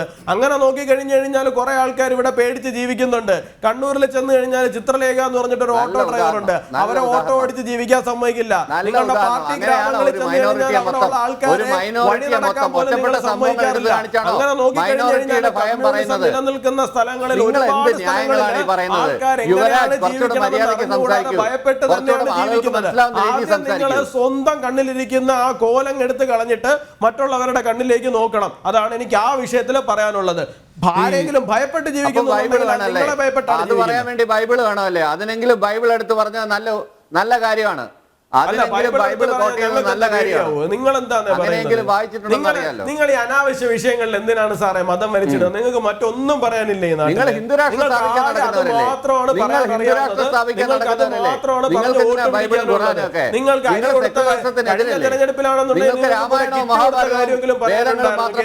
അരി എടുത്തൊരു കിറ്റിനകത്തിട്ട് കൊടുത്ത് അതെങ്കിലും പറയാനുണ്ടായിരുന്നു. ഈ തെരഞ്ഞെടുപ്പിൽ അത് പറയാനില്ല. സാമൂഹ്യക്ഷേമ പെൻഷന്റെ കാര്യം പറയാനില്ല. റോഡുകളുടെ കാര്യം പറയാനില്ല. നിങ്ങൾക്ക് പറയാനില്ല. നിങ്ങൾക്ക് ഒന്നും തന്നെ പറയാനില്ല. ആകെ പറയാനുള്ളത് മതം മതം മതം മതം. എന്നിട്ട് മറ്റുള്ളവരുടെ മെക്കിട്ടേക്ക് നിങ്ങൾ മതം പറയുന്നു വന്ന് കയറുകയാണ്. വിദ്യാഭ്യാസത്തിന്റെ കാര്യം പറയാനില്ല, സ്കൂളുകളുടെ കാര്യം പറയാനില്ല, പാലങ്ങളുടെ കാര്യം പറയാനില്ല. നിങ്ങൾക്കൊന്നും പറയാനില്ല. ഞങ്ങൾക്ക് പറയാനുള്ളത് നിങ്ങൾ കൃത്യമായിട്ട് മതപരമായിട്ട് പറയുന്നത് മാത്രം കൊണ്ട് തന്നെയാണ് കാര്യങ്ങൾ ഞങ്ങൾക്ക് കാണുന്നത്. ഇന്ത്യയിലെ ജനം വോട്ട് ചെയ്യുന്നത്. നിങ്ങൾക്ക് കുറച്ചെങ്കിലും നിങ്ങൾക്ക് നാളുണ്ടോ തൊഴിലില്ലായ്മയെ സഖാവേ? കുറിച്ചെങ്കിലും ഇന്ത്യയിൽ പറയാനുണ്ടോ? എവിടെയെങ്കിലും ജനം സർക്കാർ ബി ജെ വകുപ്പിലും പിക്ക് പൊതുമേഖലാ വോട്ട് ചെയ്താൽ നിങ്ങൾ ഉടനെ സ്ഥാപനങ്ങളിൽ മതത്തിന്റെ പിറകിൽ ഇതുവരെ ഓട്ടമാണ്. നിയമനം എന്നിട്ട് നടത്താത്ത നിങ്ങളുടെ 60 നാട്ടിൽ ലക്ഷം മുഴുവൻ തൊഴിലവസരത്തിനെ നിങ്ങളുടെ കുറിച്ചെങ്കിലും മലപ്പുറത്ത് പറയാനുണ്ടോ? ഹിന്ദുവിനാണ് ഇവിടെ പാവപ്പെട്ട നിങ്ങൾ മതം ചെറുപ്പക്കാർക്ക് നോക്കിയല്ല ജോലി വോട്ട് കിട്ടാത്തതിനെ ചോദിക്കുന്നതെങ്കിൽ കുറിച്ച് നിങ്ങൾ മലപ്പുറത്ത് ഒരു ഹിന്ദുവിനെ ക്രിസ്ത്യാനിയെ കുറിച്ച് സ്ഥാനാർത്ഥിയാക്കണ്ട. അല്ല, നിങ്ങൾ മതം നോക്കിയല്ല വോട്ട് ചോദിക്കുന്നതെങ്കിൽ നിങ്ങൾ മലപ്പുറത്ത് ഒരു ഹിന്ദുവിനെ ക്രിസ്ത്യാനിയെ സ്ഥാനാർത്ഥിയാക്കാൻ ഇന്ത്യയിൽ ആകമാനം 60 ലക്ഷം ഒഴിവുകൾ നികത്താതെ കിടക്കുന്നതിനെ കുറിച്ച് എന്താണ് BJPയുടെ അഭിപ്രായം? അല്ല, ഞാൻ ചോദിച്ചത് നിങ്ങളെ മതം നോക്കിയല്ല വോട്ട് ചോദിക്കുന്നതെങ്കിൽ നിങ്ങൾ മലപ്പുറത്ത് എന്തുകൊണ്ടൊരു ഹിന്ദുവിനെ ക്രിസ്ത്യാനിയോ സ്ഥാനാർത്ഥിയാക്കുന്നില്ല? ഉത്തരം പറയൂ. പൊന്നാനിയിൽ എന്തുകൊണ്ടൊരു ഹിന്ദുവിനെ ക്രിസ്ത്യാനിയോ നിങ്ങൾ സ്ഥാനാർത്ഥിയാക്കുന്നില്ല? ഉത്തരം പറയൂ. അത് നിങ്ങൾ കോട്ടയത്ത് എന്തുകൊണ്ടൊരു ഹിന്ദുവിനെ മുസ്ലിമിനെ സ്ഥാനാർത്ഥിയാക്കുന്നില്ല? പറയൂ. കോട്ടയം പാർലമെന്റിൽ എന്തുകൊണ്ടാണ് നിങ്ങൾ അങ്ങനെ ചെയ്യുന്നത്? പത്തനംതിട്ടയിൽ എത്തുമ്പോൾ നിങ്ങൾ എന്താ അങ്ങനെ ചെയ്യുന്നത്? അതെന്താ? മതം നോക്കിയല്ലേ നിങ്ങൾ സ്ഥാനാർത്ഥിയാക്കുന്നത്? നിങ്ങൾ മതം സകല ക്രൈറ്റീരിയാസ് നോക്കി അതിന് സ്യൂട്ടാവുന്ന കാൻഡിഡേറ്റിനെ നോക്കി ഇടുന്ന ഒരു പാർട്ടിയാണ് CPM. ആ CPM വന്നിരുന്ന് മറ്റുള്ളവരെ ഉപദേശിക്കാനുള്ള യാതൊരു യോഗ്യതയും നിങ്ങൾക്കില്ല. അങ്ങനെ ചെയ്യാറേ ഇല്ല. BJP അങ്ങനെ ചെയ്യാറില്ല. ഇന്ത്യയിൽ എല്ലാ രാഷ്ട്രീയ പാർട്ടികളും CPM ചെയ്യുന്നുണ്ട്. അപ്പൊ അതങ്ങ് സമ്മതിച്ചാൽ മതി. മറ്റുള്ളവരുടെ നേരെ മാത്രം വിരൽ ചൂണ്ടണ്ട. നിങ്ങൾ അത് ഭംഗിയായി ചെയ്യുന്ന ഒരു പ്രസ്ഥാനം തന്നെയാണ്. ശരി, ഈ ചർച്ചയിലേക്ക് വിശ്വാസങ്ങളിലേക്ക് വലിച്ചിട്ടാറാണ് നിങ്ങൾ തന്നെയല്ലേ? ഒരു MLA സ്ഥാനം പോലും ഇല്ലാതെ വട്ടപൂജ്യമായി പോയത്. പടവലങ്ങിയ പോലെ BJP നിങ്ങൾ 35 വർഷം ഭരിച്ച ബംഗാളിൽ നിങ്ങൾക്ക് എത്ര MLA ഉണ്ടെന്ന് പറയാമോ? നിങ്ങൾ 35 വർഷം ഭരിച്ച ബംഗാളിൽ എത്ര MLA ഉണ്ട്? 25 വർഷം ഭരിച്ച ത്രിപുരയിൽ നിങ്ങൾക്ക് എത്ര MP ഉണ്ട്? 25 വർഷം ഭരിച്ച ത്രിപുരയിൽ നിങ്ങൾക്ക് എത്ര MP ഉണ്ട്? നിങ്ങൾക്ക് ഇന്ന് ബംഗാളിലുള്ളതിന്റെ ഇരട്ടി വോട്ട് ശതമാനം കേരളത്തിൽ ഞങ്ങൾക്കുണ്ടെന്നേ. നിങ്ങൾക്ക് അവിടെ 7%, ഞങ്ങൾക്ക് ഇവിടെ 10-15% വോട്ടുണ്ട്. നിങ്ങൾ 35 വർഷം ഭരിച്ച സംസ്ഥാനമാണത്. എന്താണ് അവസ്ഥ? അവിടെ അവസ്ഥ സി പൂജ്യമാണ്. അതുകൊണ്ട് നിങ്ങൾ കൂടുതൽ പറയിപ്പിക്കരുത്. ഞങ്ങൾ ഇതുവരെ അല്ലല്ല ജയരാജ സഖാവേ, ഞങ്ങൾ ഇതുവരെ കേരളം ഭരിച്ചിട്ടൊന്നുമില്ല. എന്നിട്ടും ഞങ്ങൾക്ക് 15% വോട്ടുണ്ട്. 35 വർഷം ഭരിച്ച നിങ്ങൾക്ക് അവിടെ 7% വോട്ട് മാത്രമേ ഉള്ളൂ. 1-2 നിങ്ങൾക്ക് അവിടെ പാർട്ടി തന്നെ ഇല്ല. ഞങ്ങളെ നോക്കി പരിഹസിക്കരുത്. ഞങ്ങളുടെ ഏറ്റവും ദുർബലമായ സംസ്ഥാനമാണ് കേരളം. ഞങ്ങൾക്ക് നല്ല നിശ്ചയമുണ്ട്. ഞങ്ങൾക്ക് ഏറ്റവും ദുർബലമായ സംസ്ഥാനത്ത് പോലും ഞങ്ങൾക്ക് നിങ്ങളോട് മുട്ടി നിൽക്കാനുള്ള പൊളിറ്റിക്കൽ ശേഷിയുണ്ട് എന്നുള്ള കാര്യവും നിങ്ങൾ മറന്നുപോകരുത്. നിങ്ങളെ പല സ്ഥലങ്ങളിലും 3ാം സ്ഥാനത്തേക്ക് പിന്തള്ളാനുള്ള ശേഷിയുള്ള പ്രസ്ഥാനം തന്നെയാണ് ഞങ്ങളുടെ ഏറ്റവും ദുർബലമായ കേരളത്തിൽ പോലും. അപ്പൊ നിങ്ങൾ അത് മറന്ന് സംസാരിക്കരുത്. അതുകൊണ്ടാണ് ഈ അങ്കലാപ്പിലാണ് അക്കൗണ്ട്സ് ഫ്രീസ് ചെയ്യുന്നത്. അതുകൊണ്ടാണ് കള്ളക്കേസുകൾ ഉണ്ടാക്കുന്നത്. അതുകൊണ്ടാണ് സർക്കാർ ഏജൻസികളെ ഉപയോഗിച്ച് വേട്ടയാടുന്നത്. അതുകൊണ്ടാണ് അക്കൗണ്ടുകൾ ഫ്രീസ് ചെയ്യുന്നത്. പ്രതിപക്ഷ മുഖ്യമന്ത്രിമാരെ പിടിച്ച് ജയിലിലിടുന്നതെല്ലാം അതിന്റെ ഭാഗമായിട്ടാണ്. അഴിമതി കാണിക്കുന്നത് കൊണ്ടാണ് അതൊക്കെ ചെയ്യേണ്ടി വരുന്നത്. അതുകൊണ്ടാണ് ക്ലിഫ്ഹൗസിലേക്ക് നാളെ കയറും എന്നുള്ള അങ്കലാപ്പിൽ നിങ്ങൾ ഈ കിടന്ന് അഴിമതിയുടെ കാര്യമൊന്നും പറയാതിരിക്കുക. അങ്ങനെയാണെങ്കിൽ 1349 പേരും അഡ്രസ്സും വെളിവിടാത്തത്. 1349 പേരുടെ പേര് മാത്രമേ ഉള്ളല്ലോ. അവരുടെ അഡ്രസ് കൂടെ വെളിവിടാത്തത്. അതൊക്കെ വെളിവിടേണ്ട സമയത്ത് വെളിവിട്ടോളാം. നിങ്ങൾ ആദ്യം കൈതോലപ്പായയില് പൊതിഞ്ഞോണ്ട് പോയതിന്റെ കണക്കെടുത്ത് വെളിവിടും. പാചകവാതകത്തിന്റെ വില എന്തായി? പെട്രോളിന്റെ ഡീസലിന്റെ വില എന്തായി? നിത്യോപയോഗ സാധനങ്ങളുടെ വില എന്തായി? നിങ്ങൾ ചുമ്മാ കള്ളത്തരം പറയാതെ ഫാന്റസിയാണ്. പിന്നെ നിങ്ങൾ പറയുന്നത് റിയാലിറ്റി ആണല്ലോ. നിങ്ങൾ പറഞ്ഞുകൊണ്ടിരിക്കുന്നത് എല്ലാം റിയാലിറ്റി ആണല്ലോ. ശ്രീ ഗോകുൽ പറഞ്ഞു തീർക്കട്ടെ. ശ്രീ ജയരാജ്, താങ്കൾ നേരത്തെ തുടങ്ങിയ പോയിന്റിലേക്ക് തന്നെ മടങ്ങിയെത്തു. താങ്കൾ പറഞ്ഞു വന്നപ്പോൾ ചർച്ച അതിൻ്റെ ഒരു പാരമ്പര്യത്തിലേക്ക് പോകാൻ ഇടപെടാൻ താങ്കളൊക്കെ മണിപ്പൂരിലേക്ക് നോക്കണമെങ്കിൽ കേരളത്തിലെ തിരുവല്ല കടപ്പുറ ഗ്രാമപഞ്ചായത്ത് പരിചയമുണ്ടാവും. ആ പഞ്ചായത്തിൽ ഈസ്റ്ററിന് പ്രവൃത്തി ദിവസമാണ്. അതിനെതിരെ എന്താ കേരളത്തിൽ CPM അല്ലേ ഭരിക്കുന്നത്? ഇടതുപക്ഷം ഭരിക്കുന്ന പഞ്ചായത്താണ് ഞാൻ മനസ്സിലാക്കാൻ സാധിക്കുന്നത്. അവിടെയും പ്രവൃത്തി ദിവസമാണ്. ഞാൻ ഇപ്പോഴാണ് ആ വാർത്ത അറിയുന്നത്. ആ വാർത്തയെ ഞാൻ ഇപ്പോഴാണ് അറിയുന്നത്. അതിൻ്റെ ഡീറ്റെയിൽ എനിക്കറിയില്ല. അറിയാതെ ഞാൻ മറുപടി പറയുന്നത് ശരിയല്ല. സത്യമായിട്ട് എനിക്കറിയില്ല. അറിയുന്നെങ്കിൽ ഞാൻ പറഞ്ഞേനെ. അങ്ങനെ ഒരു ഗ്രാമപഞ്ചായത്ത് ഉണ്ടെന്നോ ആ ഗ്രാമപഞ്ചായത്ത് ഈസ്റ്റർ ദിനം പ്രവർത്തനമായിട്ട് വെച്ചിട്ടുണ്ടെങ്കിൽ അങ്ങനെ വെച്ചിട്ടുണ്ടെങ്കിൽ മോശമാണ്. അങ്ങനെ ചെയ്യാൻ പാടില്ലാത്ത കാര്യമാണ്. ആര് ചെയ്താലും ശരിയായ നടപടിയല്ല. ഇതൊക്കെ സംഭവിക്കും. ആര് ചെയ്താലും ഒരു മതവിഭാഗക്കാർ പ്രത്യേകിച്ച് അവരുടെ അനുഷ്ഠാനങ്ങളും അനുഷ്ഠിപ്പുകളുമായിട്ട് നടക്കുന്ന ഒരു ദിവസത്തിൽ ആ ഈസ്റ്റർ ദിനത്തിലൊക്കെ കൊണ്ട് പ്രവൃത്തി ദിവസമായിട്ട് വെക്കുന്നത് അതിന് എന്ത് ഇയർ എൻഡിങ്ങിൻ്റെ പേരാണെങ്കിലും ഫിനാൻഷ്യൽ ഇയർ എൻഡിങ്ങിൻ്റെ പേരിലാണെങ്കിലും എന്തിൻ്റെ പേരിലാണെങ്കിലും ശരിയായ നടപടിയല്ല അത്. ശ്രീ ഡോക്ടർ അല്ലെങ്കിൽ റെസ്ട്രിക്റ്റഡ് ഹോളിഡേ ആക്കിക്കോട്ടെ. ശ്രീ ഡോക്ടർ മോഹൻ വർഗീസ്, താങ്കൾ ശ്രദ്ധിച്ചാണ് ഈ ചർച്ചയിലേക്ക് പലപ്പോഴും ഒരു പക്ഷം പിടിച്ച് പറയുകയാണെന്ന് തെറ്റിദ്ധരിക്കരുത്. ഇതിലേക്ക് പലപ്പോഴും ഈ CAA പറ്റി പറയുമ്പോഴും കേന്ദ്ര സർക്കാരുമായി ബന്ധപ്പെട്ട കാര്യങ്ങൾ പറയും, അവിടേക്കൊക്കെ എപ്പോഴും മതത്തെ കൂട്ടുപിടിക്കാൻ ഇടതുപക്ഷം അല്ലെങ്കിൽ പ്രതിപക്ഷം, പ്രത്യേകിച്ച് കേരളത്തിലാണെങ്കിൽ കോൺഗ്രസ് അതിനൊട്ടും പിന്നിലോട്ടല്ല, എപ്പോഴും ന്യൂനപക്ഷങ്ങളെ മുൻനിർത്തിക്കൊണ്ട് കേന്ദ്ര സർക്കാരിനെതിരായി എന്തെങ്കിലും പറയുക അല്ലെങ്കിൽ കേന്ദ്ര സർക്കാർ എടുക്കുന്ന നയങ്ങൾക്കെതിരായി എന്തെങ്കിലും പറയുക, അങ്ങനെ അതിനൊക്കെ ന്യൂനപക്ഷം മുഖം നൽകാൻ കേരളത്തിലൊരു മത്സരം അത് പലപ്പോഴും ഇപ്പോൾ CAA ആണെങ്കിലും മറ്റെന്തെങ്കിലും തീരുമാനങ്ങൾ, നേരത്തെ പെൺകുട്ടികൾ വിവാഹപ്രായവുമായി ബന്ധപ്പെട്ട ബില്ലുകൾ വരുമ്പോൾ, അങ്ങനെ ഇത്തരം തീരുമാനങ്ങൾ വരുമ്പോൾ അതിനൊക്കെ ന്യൂനപക്ഷം മുഖം നൽകാൻ ഒരു മത്സരം ഇനി കേരളത്തിൽ കാണുന്നുണ്ട്. ഉമേഷ്, ഇടതുപക്ഷ പ്രസ്ഥാനങ്ങൾ പലപ്പോഴും മുൻകാലങ്ങളിൽ കേരളത്തിൽ ആഴത്തിൽ വേരോട്ടം സാധിച്ചതിൻ്റെ പ്രധാന കാരണം ഐഡിയോളജിക്കൽ ഒരു കൺവിക്ഷനാണ്, പ്രത്യയശാസ്ത്രപരമായ ഒരു തെളിമ. എന്നാൽ മുൻകാല കമ്മ്യൂണിസ്റ്റുകൾക്കുണ്ടായിരുന്ന ആ ഒരു തെളിമ, ആ ഒരു നൈർമല്യം ഇന്ന് എങ്ങനെയോ നഷ്ടം വന്നിരിക്കുന്നു. അവിടെയാണ് കുറച്ചുകൂടി പ്രായോഗിക രാഷ്ട്രീയത്തിൻ്റെ മറ്റ് പാർട്ടികളൊക്കെ ഉപയോഗിക്കുന്ന, ജനാധിപത്യ പാർട്ടികൾ എന്ന് പറയുന്ന മറ്റ് പാർട്ടികളൊക്കെ ഉപയോഗിക്കുന്ന പ്രായോഗിക രാഷ്ട്രീയത്തിൻ്റെ ഒരു ചിന്താസരണിയിലേക്ക് വന്നത്. അതുകൊണ്ടാണ് CPM-ഉം. അങ്ങനെയാണ് ന്യൂനപക്ഷങ്ങളെ വേണമെങ്കിൽ തങ്ങളുടെ പാർട്ടിക്ക് അനുകൂലമാക്കി മാറ്റിയെടുക്കാനുള്ള ശ്രമങ്ങൾ. അപ്പോഴും ഓർക്കുക, കേരളത്തിലെ ഏറ്റവും വലിയ ഹിന്ദു പാർട്ടി CPM തന്നെയാണ്, സംശയമില്ല.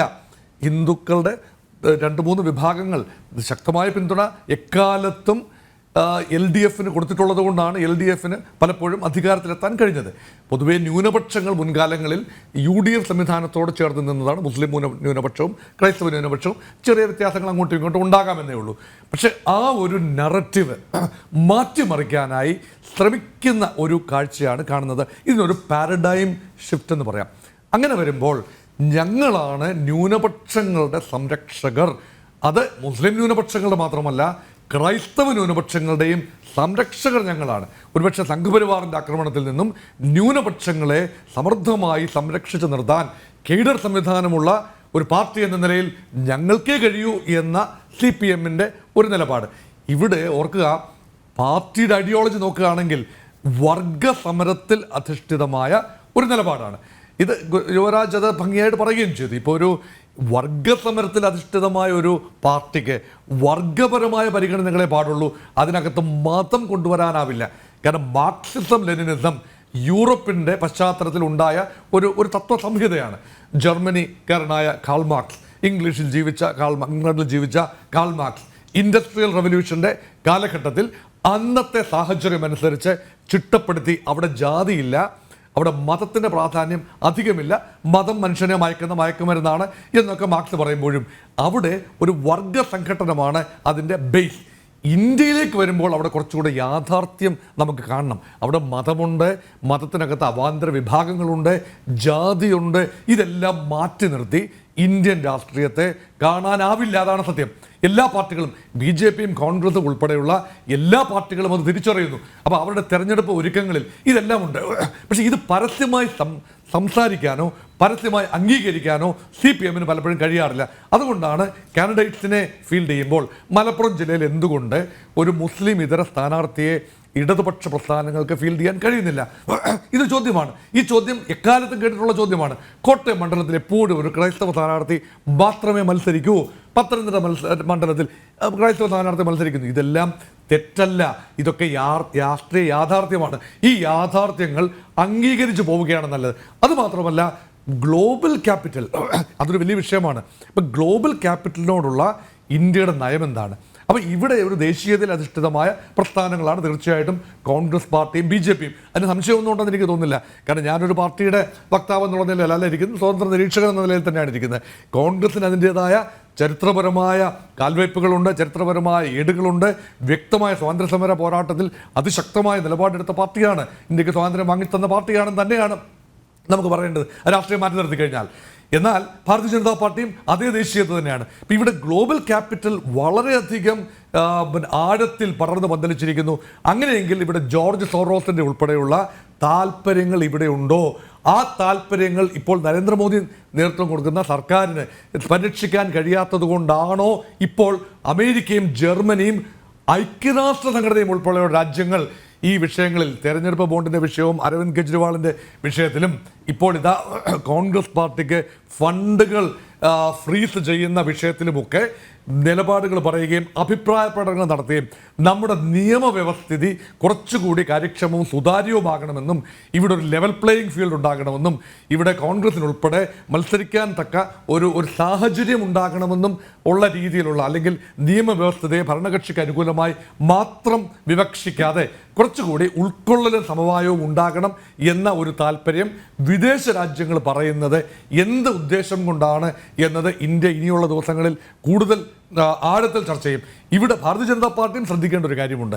ഇവിടെ ഇന്ത്യയുടെ പ്രതിച്ഛായ, ഇന്ത്യക്കുള്ളിൽ പടലപിണക്കങ്ങൾ പലതുമുണ്ട്, വ്യത്യസ്തമായ അഭിപ്രായങ്ങളുണ്ട്, നമ്മുടെ വികസനത്തെക്കുറിച്ച് വ്യത്യസ്തമായ കാഴ്ചപ്പാടുകളുണ്ട്, രാഷ്ട്രീയ വൈജാത്യങ്ങളുണ്ട്. പക്ഷേ ഏവരും അംഗീകരിക്കുന്ന ഒരു കാര്യമുണ്ട്, ലോകരാജ്യങ്ങളുടെ മുമ്പിൽ ഇന്ത്യക്ക് മേൽവിലാസം ഉണ്ടായ സമയമാണിത്. നല്ലപോലെ വേരോട്ടം ഉണ്ടായിട്ടുണ്ട്. പ്രധാനമന്ത്രി എന്ന നിലയിൽ നരേന്ദ്രമോദി ലോക നേതാക്കളുടെ ഒരു പട്ടികയിൽ തലപ്പൊക്കത്തിൽ നിൽക്കുന്നു. അതൊരു കാര്യം, അത് യാഥാർത്ഥ്യമാണ്. അതെനിക്ക് തോന്നുന്നു പ്രതിപക്ഷങ്ങളും അംഗീകരിക്കുന്ന കാര്യമാണ്. ഇന്ത്യയെ കുറച്ചുകൂടെ ഗൗരവത്തിൽ ലോകരാജ്യങ്ങൾ എടുക്കുന്നു. അത്രയും ഗൗരവത്തിൽ ഇന്ത്യ ലോകരാജ്യങ്ങൾ എടുക്കുമ്പോൾ ഇങ്ങനെയുള്ള ചെറിയ കാര്യങ്ങൾ, ആ കാര്യങ്ങളിലേക്ക് ലോകരാജ്യങ്ങളുടെ ശ്രദ്ധ വരുമ്പോൾ ആ പോൾ നറേറ്റീവ് മാറിപ്പോവുകയാണ്. ആ ലോകരാജ്യങ്ങളുടെ മുമ്പിൽ അംഗീകാരം, അതായത് ശക്തി എന്നത് ഒരു കാര്യമാണ്, വിശ്വാസ്യത എന്നത് മറ്റൊരു കാര്യമാണ്. ശക്തിയും വിശ്വാസ്യതയും ഒരുമിച്ച് കൺവേർജ് ചെയ്യുമ്പോൾ മാത്രമേ രാജ്യത്തിന് ലോകരാജ്യങ്ങളുടെ ഇടയിൽ തല ഉയർത്തി നിൽക്കാനാവൂ. ആ അന്തരീക്ഷം സൃഷ്ടിക്കാൻ യഥാർത്ഥത്തിൽ ഭരണകൂടവും പ്രതിപക്ഷവും എല്ലാം ബാധ്യസ്ഥമാണ്. ഇവിടെയുള്ള തർക്കങ്ങൾ പർവ്വതീകരിച്ച് വെളിയിലേക്ക് വിടുന്നത് രാജ്യദ്രോഹപരമായ കാര്യം തന്നെയാണ്, രാജ്യത്തിന് താല്പര്യത്തിന് നല്ലതല്ല. അതുകൊണ്ടാണ് പറയുന്നത് ഇവിടെ ജാതിയും മതവും ഇവിടെ പ്രധാന പരിഗണനാ വിഷയമാകുന്നു പൗരത്വ നിയമ ഭേദഗതിയുമായി ബന്ധപ്പെട്ട് എന്ന് പറയുമ്പോൾ ലോകരാജ്യങ്ങൾ നമ്മുടെ ഒരു സെക്യുലർ കാഴ്ചപ്പാടിനെ, നമ്മുടെ ഭരണഘടനാപരമായ ഒരു ഭരണനിർവഹണം നടത്താനുള്ള നമ്മുടെ കഴിവിനെക്കുറിച്ച് ഒരു പക്ഷേ സംശയം ചോദിക്കും. അതിനെ ഊതിപ്പെരിപ്പിക്കുന്ന രീതിയിൽ ഇവിടെ ഭരണഘടനാ യന്ത്രം തകർന്നിരിക്കുന്നു. ഭരണഘടനയുടെ അടിസ്ഥാന മൂല്യങ്ങളായ സെക്യുലറിസം പോലെയുള്ള മതനിരപേക്ഷത പോലെയുള്ള സങ്കല്പങ്ങൾ ഇവിടെ തകർന്നിരിക്കുന്നു. അതിന് ഉദാഹരണമായി മണിപ്പൂർ കലാപത്തെ കാണിക്കുകയാണ്. അതുപോലെ മറ്റ് പല കൊച്ചു സംഭവങ്ങൾ. ഒരുപക്ഷെ മണിപ്പൂരിൽ ആരാധന ഇന്നത്തെ ദിവസം ഈ ദുഃഖവെള്ളി അതുപോലെ ഈസ്റ്റർ ദിവസങ്ങളിൽ പ്രവൃത്തി ദിനമാണ്. മാർച്ച് 31 ഓർക്കണം. പ്രവൃത്തി ദിനമായി മാറുമ്പോൾ അതിന് വലിയ രീതിയിലുള്ള പ്രാധാന്യം കൊടുക്കുന്നു. ഇന്ന് ക്രൈസ്തവ ബിഷപ്പ്മാർ, ഇവിടെ പറഞ്ഞ കേട്ടത് ശരിയാണ്, ഞാനും ആ വാർത്ത ഫോളോ ചെയ്തതാണ്, 2 ക്രിസ്ത്യൻ ബിഷപ്പ്മാർ, സീറോ മലബാർ സഭയുടെ ഒരു ബിഷപ്പും ലത്തീൻ രൂപതയുടെ ഒരു ബിഷപ്പും ഇന്ന് പൗരത്വ ഭേദഗതിയെക്കുറിച്ചും മണിപ്പൂരിലെ സംഭവവികാസങ്ങളെക്കുറിച്ചും റിമാർക്കുകൾ നടത്തുന്നത് കണ്ടു. ഇന്ത്യൻ സെക്യുലറിസം ഒരു പരിധിവരെ ത്രട്ട് നേരിടുന്നു എന്ന രീതിയിൽ BJP നേരിട്ട് ആക്രമിക്കുന്നില്ല എങ്കിൽ പോലും അവർ പറഞ്ഞ ആ ഒരു വാചകങ്ങൾ ഞങ്ങൾക്ക് അനുകൂലമാണ് എന്ന രീതിയിൽ CPM വ്യാഖ്യാനിക്കുമ്പോൾ, കോൺഗ്രസിന് വേണേൽ വ്യാഖ്യാനിക്കാം, അവർക്ക് വേണേൽ വ്യാഖ്യാനിക്കാം. അങ്ങനെ വ്യാഖ്യാനിക്കുമ്പോൾ ഇതിനെല്ലാം ഒരു മതമേലധ്യക്ഷൻ നടത്തുന്ന എന്ത് പ്രസ്താവനയെയും തങ്ങൾക്ക് അനുകൂലമായി മാറ്റിയെടുക്കാനും അവിടെ അപ്പോൾ മതം പറയാം. ആ ഒരു മതം പറയുന്നതിൻ്റെ ഇരട്ടത്താപ്പാണ്. ജാതിയും മതവും ഇല്ല, വർഗ പോരാട്ടം മാത്രമാണ് എന്ന് പറയുന്ന ഒരു കക്ഷിക്ക് തെരഞ്ഞെടുപ്പ് വിജയിക്കാനായി ജാതിയും മതവും പറയേണ്ടി വരുന്നല്ലോ എന്ന ഒരു വൈരുദ്ധ്യമാണ് യഥാർത്ഥത്തിൽ ഇവിടെ ചൂണ്ടിക്കാണിക്കപ്പെട്ടത്. അത് തികച്ചും ഖേദകരമായ ഒരു കാര്യമാണ്. അതുമാത്രമല്ല, ഈ ചേഞ്ച് ഇൻ ടാറ്റ് ഏതൊരു ഈ നറേറ്റീവ് തന്നെ മാറ്റിക്കളയുന്നതാണ്. ഡൈവേർഷനെ കുറിച്ച് നമ്മൾ പല പ്രാവശ്യം പറഞ്ഞു. ഈ ഡൈവേർഷൻ ആരെയാണ് സഹായിക്കുന്നത്? യഥാർത്ഥത്തിൽ ഇവിടെ ചെയ്യേണ്ടത് എന്താണ്? 2 കാര്യങ്ങൾ. ദേശീയ വിഷയങ്ങൾ സംസ്ഥാനത്ത് ചർച്ചയാകണം. ഇലക്ട്രൽ ബോണ്ടിനെ കുറിച്ച് CPM സംസാരിക്കാം, ഉറപ്പായി സംസാരിക്കാം. കാരണം CPM ഇലക്ട്രൽ ബോണ്ട് സ്വീകരിച്ചില്ല നയപരമായി. പക്ഷേ അവിടെ ചില ചോദ്യങ്ങൾ CPM നേരെ ഉയരും. എന്താണ് CPM ഫണ്ടിൻ്റെ സ്രോതസ്? CPM ആകെയുള്ള ആസ്തി എത്രത്തോളമാണ്? അത് എവിടെ നിന്നാണ് വരുന്നത്? ഈ ചോദ്യങ്ങൾ. ഇലക്ട്രൽ ബോണ്ട് എന്നത് പല വഴി വരുന്ന പണത്തിൻ്റെ ഒരു സ്രോതസ് മാത്രമാണ് ഇലക്ട്രൽ ബോണ്ട്. മറ്റ് സ്രോതസ്സുകൾ CPM സംബന്ധിച്ചിടത്തോളം പല വഴിയാണ് വരുന്നത്. ഇത് റിവീൽ ചെയ്യാൻ ബാധ്യസ്ഥരാകും. അതുകൊണ്ട് ആ ഡിബേറ്റിലേക്കൊന്നും കടക്കാൻ ഒരുപക്ഷെ CPM പോലും തയ്യാറാവില്ല. അതുകൊണ്ട് ഇവിടെ ഹരിശ്ചന്ദ്രന്മാരില്ല എന്ന് ഓർക്കണം. ഞാൻ ഹരിശ്ചന്ദ്രൻ എന്ന് പറഞ്ഞുകൊണ്ട് ഒരു കാര്യം കൂടെ പറഞ്ഞോട്ടെ. ഒരു ഹരിശ്ചന്ദ്രനാണല്ലോ, അല്ലെങ്കിൽ ഒരു ശരത്ചന്ദ്രനാണല്ലോ ഇവിടെ മാപ്പുസാക്ഷിയായിരിക്കുന്നത് ഇലക്ട്രൽ ബോണ്ടിൻ്റെ കാര്യത്തിൽ. ശരത്ചന്ദ്ര റെഡ്ഡി എന്ന് പറയുന്ന ഒരു റെഡ്ഡി ആണല്ലോ ഈ ED അദ്ദേഹത്തെ കസ്റ്റഡിയിലെടുക്കുകയും അദ്ദേഹത്തെ മാപ്പുസാക്ഷിയാക്കുകയും ചെയ്തു എന്നാണല്ലോ പറയുന്നത്. അപ്പം ഇവിടെ സംശയത്തിൻ്റെ മുന പലരിലേക്കും നീളുകയാണ് ഇലക്ട്രൽ ബോണ്ട് വിഷയത്തിൽ. ഇവിടെ കവിത, ചന്ദ്രശേഖർ റാവുവിൻ്റെ മകൾ കവിത, ആന്ധ്രയിലെ ലിക്കർ ലോബി, ഡൽഹി ഭരണകൂടം, ഇതെല്ലാം തന്നെ സംശയത്തിന് അതീതമാണ്. ആ സംശയത്തിൻ്റെ പുകമറകൾ നീക്കിയതിന് ശേഷം യഥാർത്ഥത്തിൽ സുതാര്യമായ ആരോഗ്യപരമായ ഒരു ഡിബേറ്റ് ഇത് ഇന്ത്യ അർഹിക്കുന്നു. അഴിമതി ഒരു വിഷയമായി, തെരഞ്ഞെടുപ്പ് വിഷയമായി എടുക്കാവുന്നതേ ഉള്ളൂ. കാരണം ഭാരതീയ ജനതാ പാർട്ടി അഴിമതിക്കെതിരെയുള്ള പോരാട്ടത്തിൻ്റെ ബെനിഫിഷ്യറിയാണ്. അണ്ണാ ഹസാരെ 2012 നടത്തിയ അതിഗംഭീരമായ പോരാട്ടം, ഡൽഹിയിലെ രാമലീല മൈതാനത്ത് അരവിന്ദ് കെജ്രിവാളിനെ വലത്തു നിർത്തിക്കൊണ്ട് അണ്ണാ ഹസാരെ നടത്തിയ ഗംഭീരമായ അഴിമതി വിരുദ്ധ പോരാട്ടം, ലോക്പാലിന് വേണ്ടിയുള്ള പോരാട്ടം, അതിൽ നിന്ന് ഊർജ്ജം കൈക്കൊണ്ടുകൊണ്ടാണല്ലോ ഒരു രാഷ്ട്രീയ പ്രസ്ഥാനമായി ആം ആദ്മി പാർട്ടി രൂപീകരിച്ചതും ആം ആദ്മി പാർട്ടി പിന്നീട് വളർന്ന് ഡൽഹി സംസ്ഥാനവും ഇപ്പോൾ അതാ പഞ്ചാബും മറ്റു പല സ്ഥലങ്ങളിലേക്ക് വേരോട്ടം നടത്തിയതും. ഇപ്പോൾ ഇതാ തിരിച്ച് മറുവശത്ത് ഭാരതീയ ജനതാ പാർട്ടി അഴിമതിക്കെതിരെയുള്ള പോരാട്ടത്തിൻ്റെ ഭാഗമായി എൻഫോഴ്സ്മെൻറ്റ് ഡയറക്ടറിനെ വിതിൻ കോട്സ് ഉപയോഗിച്ചുകൊണ്ടും CBIയെ ഉപയോഗിച്ചുകൊണ്ടും ഒക്കെ നേതാക്കൾക്ക് നേരെ നീക്കങ്ങൾ നടത്തുന്നു എന്ന ആരോപണം ഇവിടെ സജീവമാണ്. ആ ആരോപണങ്ങൾ സജീവമാകുന്നതിന് പിന്നിൽ ഇതെന്താണ് നടന്നത്? ഇത് പൊതുരംഗത്ത് വന്ന് ഡിബേറ്റ് ചെയ്ത് ഞങ്ങളിത് കൈപ്പറ്റിയിട്ടില്ല എന്ന് തെളിയിക്കാനുള്ള ബാധ്യത കൂടെ പ്രതിപക്ഷത്തിനുണ്ട്. ഭരണപക്ഷത്തെ സംബന്ധിച്ചിടത്തോളം അവർക്കൊരു ബാധ്യതയുണ്ട്. തങ്ങൾ അനാവശ്യമായി ഈ ഏജൻസികളെ ഉപയോഗിച്ചിട്ടില്ല എന്നത്. യഥാർത്ഥത്തിൽ ഇവിടെ വേണ്ടത് സ്റ്റാറ്റിസ്റ്റിക്സ് തന്നെയാണ്. BJPക്ക് കൂടുതൽ പണം കിട്ടി, അത് ശരിയാണ്. ഇലക്ട്രൽ ബോണ്ട് വഴി ഭരണകക്ഷിക്ക് പണം കിട്ടും. ഇനി വീണ്ടും അധികാരത്തിൽ വരാൻ സാധ്യതയുള്ള കക്ഷി എന്ന നിലയിൽ വ്യവസായികളും സാധാരണക്കാരും എല്ലാം പണം കൊടുത്തെന്നിരിക്കും. അത് കേരളത്തിലും തീർച്ചയായിട്ടും CPMന് പണം കിട്ടുന്നത് അങ്ങനെയൊക്കെ തന്നെയാണ്, ഇലക്ട്രൽ ബോണ്ട് വഴി മാത്രമല്ല.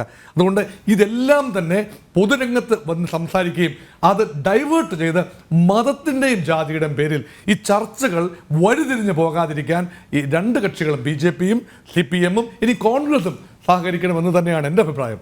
ശ്രീ ഗോകുൽ, ഈ മോഹൻ വർഗീസ് സാർ മുന്നോട്ട് വെച്ച ചില വലിയ ആശങ്കകളുണ്ട്, അതിലേക്ക് വരാം. ബാഹ്യ ഇടപെടലെ പറ്റിയൊക്കെ ചില ആശങ്കകൾ അദ്ദേഹം പങ്കുവച്ചു, അതിലേക്ക് വരാം. അതിനു മുമ്പ് ഒരു ചെറിയ ഇടവേള അനിവാര്യമായ ശേഷം വളരെ വേഗം മടങ്ങിയെത്താം.